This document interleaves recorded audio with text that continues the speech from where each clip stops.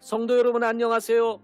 11월 9일 화요일 아침 은혜롭고 복된 시간, 오늘의 말씀과 찬양입니다. 이방인에 대한 편견을 가지고 있었던 베드로가 큰 보자기와 같은 그릇에 담긴 부정한 짐승들을 두고 먹으라고 하신 하나님의 말씀을 환상 중에 듣고 난 후 베드로의 편견은 산산조각나게 되고, 같은 편견을 가지고 있던 사도들과 형제들에게 이방인들도 복음을 전해야 할 사랑의 대상이며, 실제로 로마의 백부장이었던 고넬료가 구원받은 사실과 자신에게 일어났던 사건을 설명합니다. 이에 같은 편견을 가지고 있던 사도들과 형제들이 베드로의 말을 듣고 오랫동안 가지고 있었던 유대인으로서 이방인들에 대한 편견을 내려놓게 되었습니다. 오래 묵은 것일수록 버리기 어려운 것이 습관이며 편견입니다. 그러나 사람의 생각이나 습관, 전통이나 사회적인 흐름보다 더 중요한 것은 하나님의 말씀입니다. 베드로는 자신이 오랫동안 가지고 있었던 중요한 가치라고 생각했던 그릇된 편견을 하나님의 말씀 한마디에 다 내려놓고 말씀에 순종하여 고넬료에게 가서 복음을 전함으로 구령하는 기쁨을 누리게 되었습니다. 그렇습니다. 중요한 것은 사람의 생각이 아닙니다. 하나님의 말씀입니다. 하나님의 말씀은 진리이며 가치 기준이기 때문입니다. 오늘의 삶에서 우리 안에 있는 그릇된 편견이 있다면 하나님의 말씀의 권위를 두고 그 권위 앞에 내려놓고 성경적인 마음을 가지고 사는 복된 하루가 되시기를 주님의 이름으로 축복합니다. 오늘의 말씀은 사도행전 11장 1절부터 18절입니다. 사도행전 11장 1절부터 18절입니다.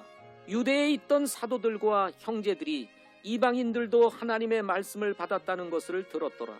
베드로가 예루살렘에 올라갔을 때에 할례자들에 속한 자들이 그와 다투며 이르되 네가 할례 받지 않은 사람들에게 들어가 그들과 함께 먹었도다 하거늘, 베드로가 그들에게 그 일을 처음부터 되풀이해서 말하고 차근차근 풀어 설명하여 이르되 내가 요빠시에서 기도하다가 무의식 상태에서 환상을 보았는데 마치 큰 보자기 같은 어떤 그릇 하나가 내려오되 내 기퉁이에 의지하여 하늘로부터 내려와 내게 이르더라. 내가 그곳에 주목하고 깊이 생각하며 땅에 있는 4발 가진 짐승들과 들짐승들과 기는 것들과 공중의 날짐승들을 보니라. 또 내가 들으니 한 음성이 있어 내게 이르시되 베드로야 일어나 잡아먹으라 하거늘, 내가 이르되 주여 그리할 수 없나이다. 어느 때라도 속되거나 부정한 것이 내 입에 들어간 적이 없었나이다 하니라.